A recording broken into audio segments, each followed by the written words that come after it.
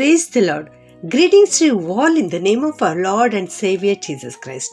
Today's Bible verse, Genesis chapter 31 verse 3. The Lord said to him, "Go back to the land of your fathers and go to your relatives. I will be with you." ಈ ದಿನದ ದೇವರ ವಾಕ್ಯ ಆದಿಕಾಂಡ 31ನೇ ಅಧ್ಯಾಯ 3ನೇ ವಚನ. ಯೆಹೋವನು ಅವನಿಗೆ, ನಿನ್ನ ತಂದೆ ತಾತಂದಿರ ದೇಶಕ್ಕೂ ನಿನ್ನ ಬಂಧುಗಳ ಬಳಿಗೂ ತಿರುಗಿ ಹೋಗು, ನಾನು ನಿನ್ನೊಂದಿಗೆ ಇರುವೆನು ಎಂದು ಹೇಳಿದನು. ಹಲ್ಲೆಲೂಯಾ. ದೇವರು ಇವತ್ತು ಎಷ್ಟು ಒಳ್ಳೆಯ ವಾಕ್ಯವನ್ನು ನಮಗೆ ಕೊಡ್ತಾ ಇದ್ದಾರೆ. ನಾನು ನಿನ್ನೊಂದಿಗೆ ಇರುವೆನು ಎಂಬುದಾಗಿ. ಅಂದು ದೇವರು ಯಾಕೋಬನಿಗೆ ಈ ಮಾತನ್ನು ಹೇಳ್ತಾ ಇದ್ದಾರೆ, ನಾನು ನಿನ್ನೊಂದಿಗೆ ಇರುವೆನು ಎಂಬುದಾಗಿ. ಹೌದು, ನಮ್ಮ ದೇವರು ತೂಕಡಿಸುವುದಿಲ್ಲ, ನಿದ್ರಿಸುವುದಿಲ್ಲ, ಸದಾ ಕಾಲಕ್ಕೂ ನಮ್ಮ ಜೊತೆಗೆ ಇರುವಂಥ ದೇವರು ನಮ್ಮ ದೇವರಾಗಿದ್ದಾರೆ. ಇಲ್ಲಿ ಯಾಕೋಬನ ಕುರಿತು ಲಾಬಾನನ ಮಕ್ಕಳು ಮಾತನಾಡ್ತಾ ಇದ್ದಾರೆ. ಪಿಸು ಮಾತುಗಳನ್ನು ಆಡುತ್ತಿರುವಂಥದ್ದನ್ನು ಇವರು ಕೇಳಿಸಿಕೊಳ್ಳುತ್ತಾ ಇದ್ದಾರೆ. ಈ ಯಾಕೋಬನ ಹತ್ತಿರ ಇಷ್ಟು ಆಸ್ತಿ ಬಂದಿದೆ ಅಲ್ಲ, ಎಲ್ಲ ಆಸ್ತಿಯು ನಮ್ಮ ತಂದೆಯಿಂದಲೇ ಇವನಿಗೆ ಬಂದಿದೆ ಎಂಬುದಾಗಿ ಅವರು ಆಡುತ್ತಿರುವಂತಹ ಪಿಸು ಮಾತುಗಳು ಅವನು ಕೇಳಿಸಿಕೊಳ್ಳುತ್ತಾನೆ ಪ್ರಿಯರೇ. ಹಾಗೆಯೇ ಅವನ ಮಾವನಾದ ಲಾಬಾನನ ಮುಖವನ್ನೂ ಕೂಡ ನೋಡುತ್ತಾನೆ. ಅವನ ಮುಖಭಾವವೂ ಕೂಡ ಬೇರೆಯಾಗಿತ್ತು. ಹೌದು, ಆ ಜನರು, ತನ್ನ ಸ್ವಂತ ಬಳಗದ ಜನರು ಈ ರೀತಿ ಅವನ ಕುರಿತು ಮಾತನಾಡುತ್ತಿರುವಂತಹ ಸುದ್ದಿಯನ್ನು ಕೇಳಿಸಿಕೊಂಡಾಗ ಯಾಕೋಬನ ಎದೆ ಒಡೆದು ಹೋಯಿತು.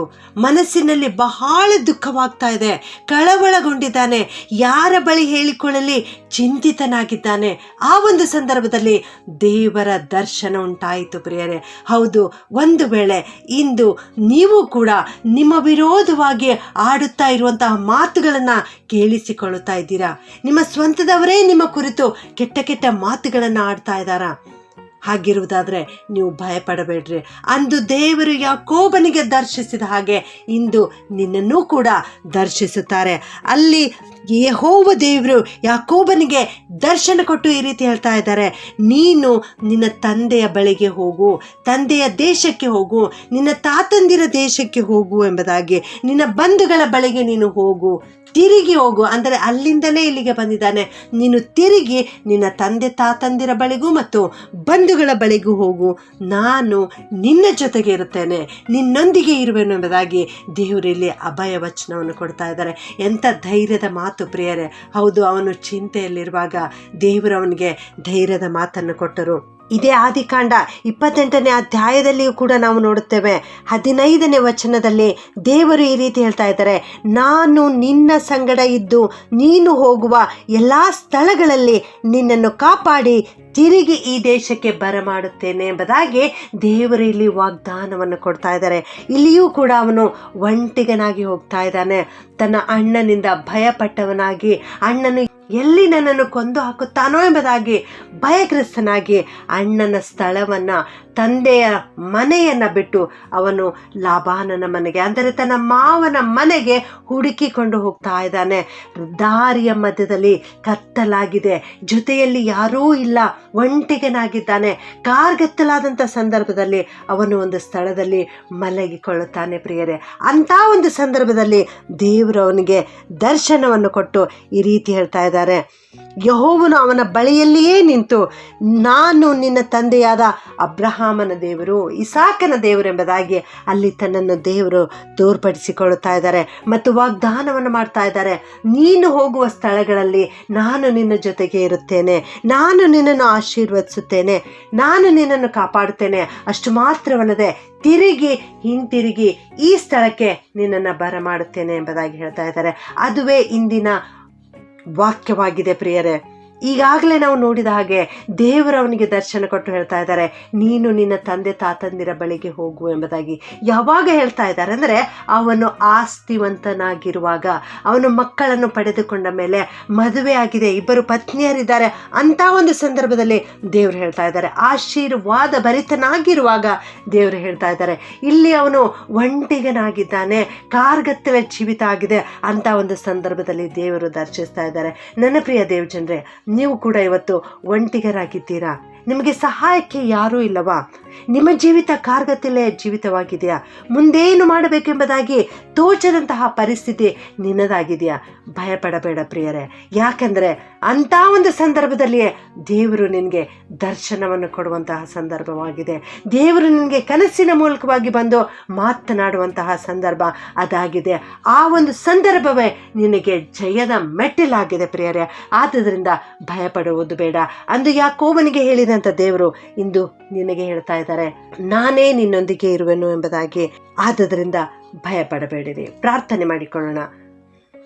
ಪ್ರೀತಿಯ ಪರಲೋಕದ ತಂದೆಯಾದ ದೇವರೇ, ನಿನಗೆ ಸ್ತೋತ್ರ ಉಂಟಾಗಲಿ ಕರ್ತನೇ. ನೀನು ವಾಗ್ದಾನಗಳನ್ನು ಕೊಟ್ಟು ನೆರವೇರಿಸುವಂಥ ದೇವರಪ್ಪ, ಅದಕ್ಕಾಗಿ ಸ್ತೋತ್ರ.